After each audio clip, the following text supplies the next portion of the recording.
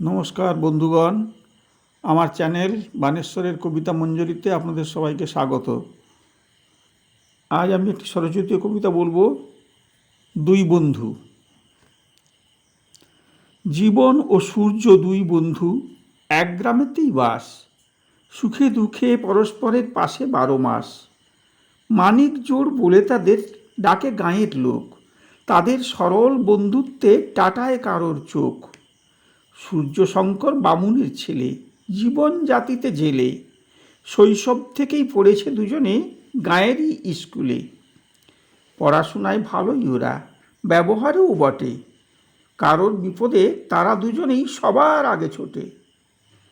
এখন তাদের দুজনের বয়স 18-র আশপাশ, সদ্যে সদ্যে করেছে তারা উচ্চ মাধ্যমিক পাস। হঠাৎ এলো করোনাকাল, উটকো ঝামেলা, লকডাউনে বন্ধ হলো পড়াশোনা খেলা। বাড়ি থেকে বেরোনো বারণ, দুজনের ছাড়াছাড়ি, স্কুল বন্ধ, কলেজ বন্ধ, যায় না কেউ কারো বাড়ি। এমনি করে কাটলো 2 মাস, এলো আমফান ঝড়, ঝড়ের দাপটে জীবনের ঘরে উড়লো চালের খড়। গাছ ভাঙলো, ঘর ভাঙলো, ভাঙলো ইলেকট্রিকের খুঁটি, ভয়ে তরাসে গরু মানুষ করছে ছোটাছুটি।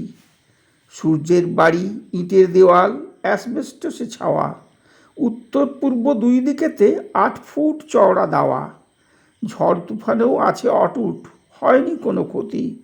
জীবনদের ডেকে আনলো সূর্য, নিয়ে বাবার অনুমতি। কেটে গেল 1 সপ্তাহ, ত্রাণ এলো না কিছু। 10 দিন পরে নেতা এলেন, সাংবাদিক পিছু পিছু। তৈরি হলো তালিকা এক ক্ষয়ক্ষতির খতিয়ান, নিয়ে গেলেন ভিডিও করে 2-1 জনের বয়ান। আশায় আশায় বেঁধে আছে বুক গরিব গ্রামবাসী, পাশাপাশি থাকবে তারা, ফুটবে মুখে হাসি। হয়তো এবার ক্ষতিপূরণ পাবে, বাঁধা হবে বাঁধ, চাষিরা আবার করবে চাষ, মিলিয়ে কাঁধে কাঁধ। নমস্কার।